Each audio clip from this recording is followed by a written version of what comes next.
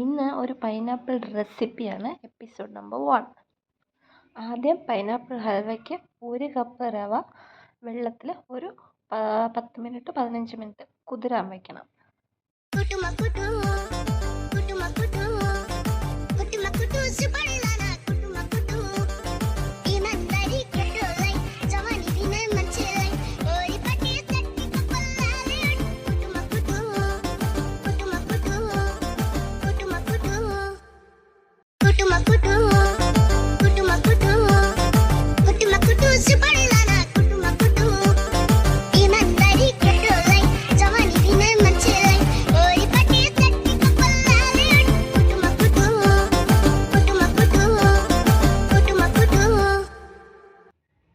ഇനി നമുക്ക് ഈ പൈനാപ്പിളിനെ ചെറിയ ചെറിയ പീസസ് ആയിട്ട് കട്ട് ചെയ്തെടുക്കാം.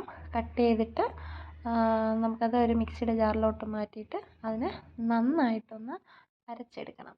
നന്നായിട്ട് അരച്ചെടുത്തിട്ട് അരിച്ചെടുക്കണം. അരിച്ചെടുത്താൽ തന്നെ നമുക്ക് ആ ഒരു ട്രാൻസ്പെറൻറ്റ് കളറിൽ ട്രാൻസ്പെറൻറ്റ് കൺസിസ്റ്റൻസിയിൽ കിട്ടത്തുള്ളൂ. ഈ പൈനാപ്പിൾ അരച്ച കൂട്ടത്തിൽ തന്നെ നമ്മൾ കുതിരാൻ വെച്ചിരുന്ന റവയും അതിൻ്റെ കൂട്ടത്തിൽ നന്നായിട്ട് അരച്ചെടുത്തിട്ട് ഈ അരച്ചെടുത്ത പൈനാപ്പിളും റവയും നന്നായിട്ട് ഒരുമിച്ച് മിക്സ് ചെയ്ത് നമ്മളൊരു പാനിലോട്ടാക്കണം. ഇടയ്ക്കിടയ്ക്ക് ഇച്ചിരി നെയ്യ് ഇട്ട് കൊടുക്കാൻ മറക്കരുത്. എന്നിട്ട് നമുക്ക് നന്നായിട്ട് ചെറുതായിട്ടൊന്ന് തിള വരുമ്പോഴത്തേക്കും നമ്മൾ അതിലോട്ട് പഞ്ചസാര ആഡ് ചെയ്യണം. ഞാനിതിൽ കാണിക്കാൻ വിട്ടുപോയി, ക്യാമറ ഓഫിലായിരുന്നു, ഓണിലെന്ന് വിചാരിച്ചു പോയി.